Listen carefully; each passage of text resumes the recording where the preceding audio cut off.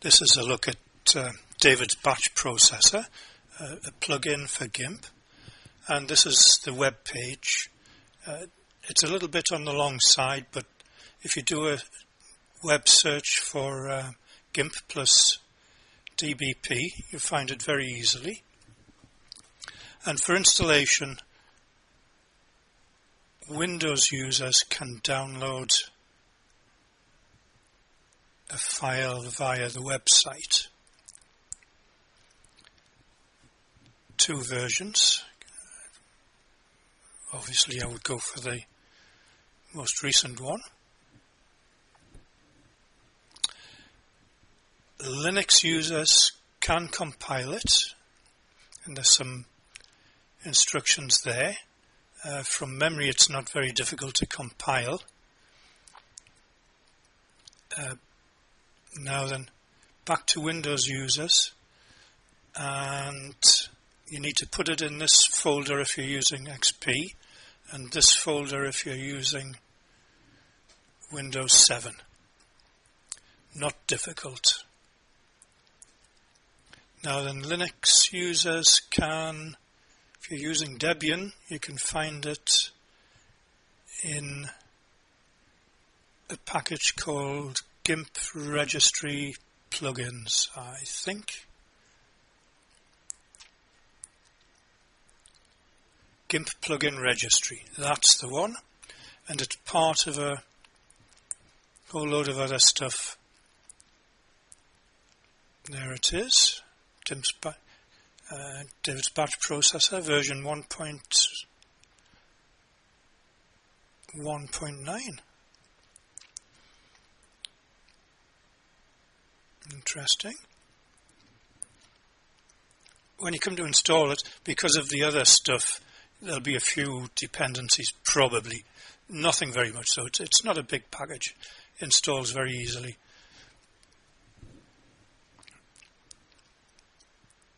And if you're using an RPM, this is my PC Loss 2011 machine. It's actually a separate package here.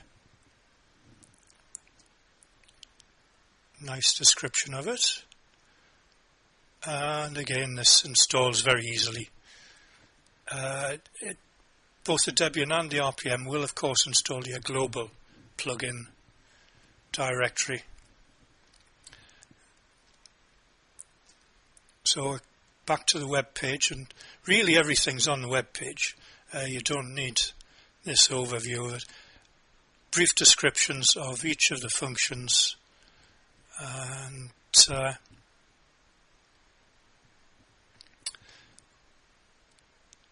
first stop really should just be to have a look at this web page. But we're going to see it in action, so here's my Gimp program. Move it across because I know it's going to come off the capture area. And that's it. Move that window out the way so we can see what's happening. Now, first thing we need to do are some files. You start in the Input tab, add some files.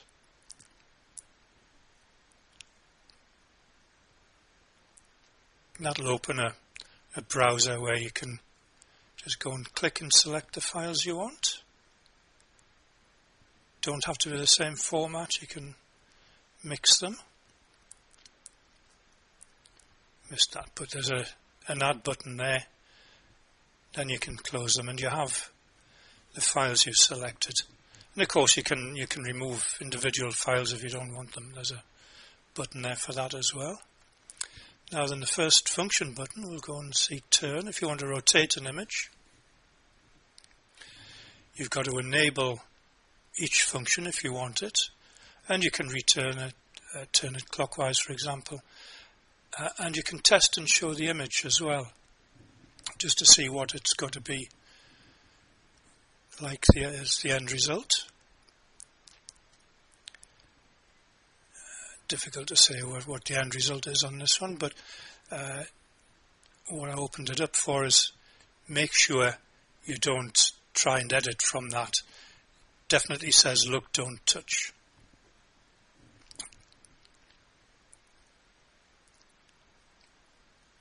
So the next function would be a blur.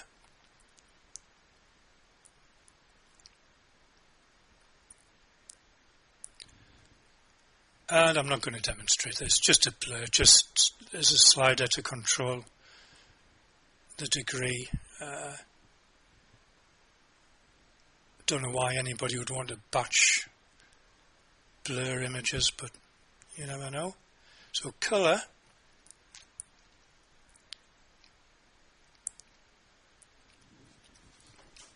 Now we can either go for a manual adjustment using the 3 sliders,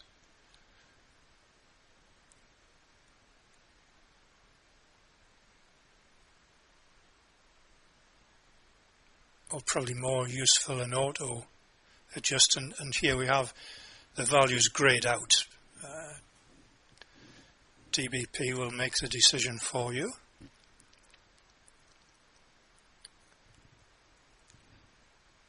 And maybe if you've got a negative, you can invert it. Not a lot of use for colour images, unless you want some very strange effects.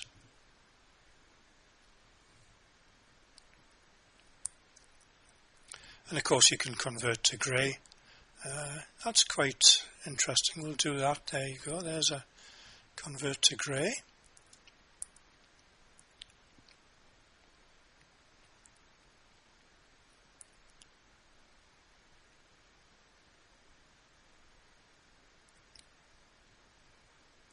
So moving on, resize, which is a more useful batch process. And we've got several options here. First one, relative. Obviously, if you want to reduce the size to 50% of the original, keep the aspect ratio, you can adjust the sliders. Sliders also respond to the cursor keys, so you can nudge it along with the keyboard cursor key. Keep aspect ratio is always a good bet. Or you can go for an absolute. If you want all your images to be the same size, say 500 by 500 here. Now then, or 600, 500 by 600. Now then, any excess will be padded out with a Gimp background color. So it'll either make it into a letterbox image or a pillared image. This is the image has been letterboxed here. The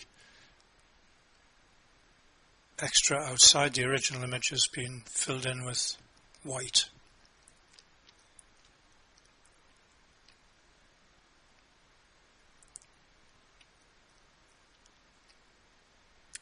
And other options there, exactly, probably more useful.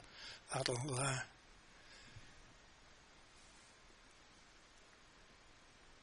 keep one dimension in proportion to the other.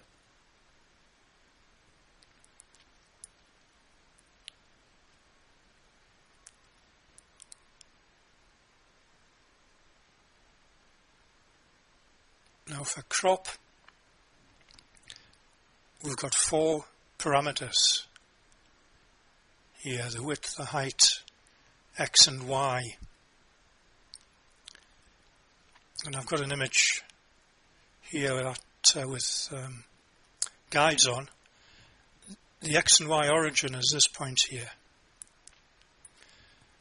And that's X and that's Y. And of course the width and the depth are the area that you end up with.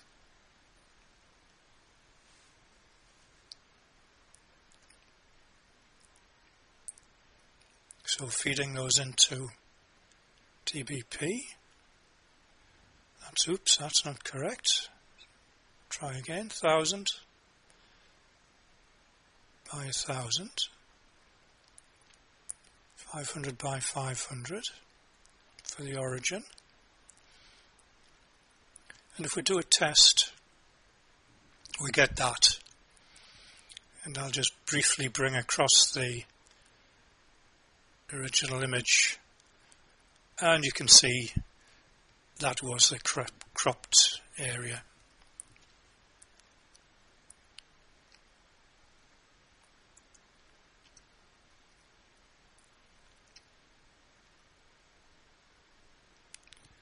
Next one is sharpen.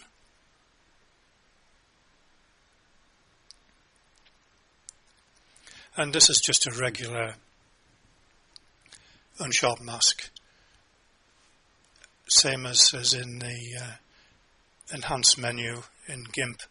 So determine some good settings from Gimp and then apply them to dbp is my advice.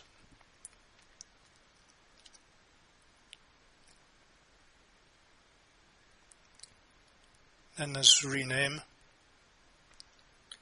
which is determines how the new files are going to output. You can have either the same directory as you're using or choose a new one. Bring up a browser. If you're staying in the same directory, you'll possibly need to add either a suffix or a postfix. It gives you some idea of what the new file name will look like. And you can have one or the other, or you can have both if you want them to.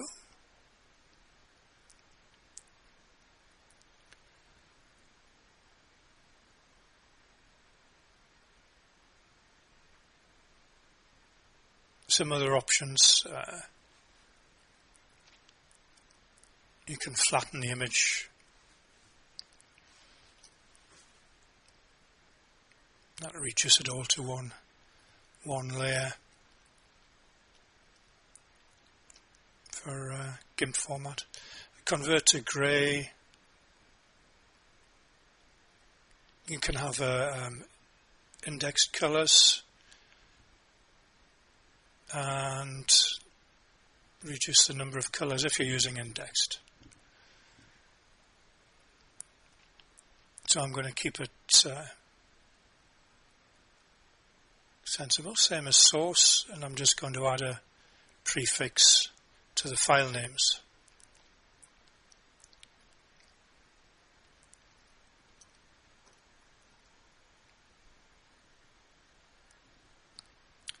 Nothing very adventurous there. So we'll now go to the final stage, the output.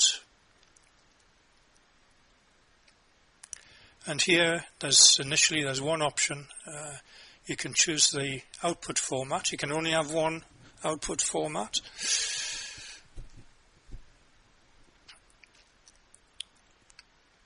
And I'll choose a TIFF. Now then a TIFF will give me some other options.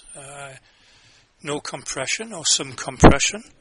I'll choose the Lempel lossless codec compressor. And when you start it,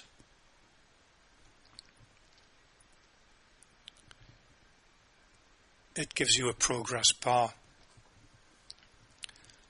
for you to judge the length of time it's going to take. And that's the final bit. If I open Gimp up and look at the folder I've used, that one, you can see here these are the processed files.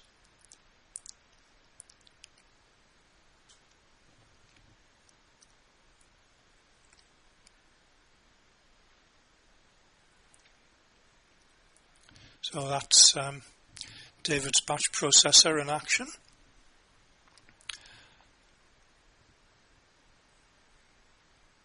And I hope it's of some help to anybody viewing this short video.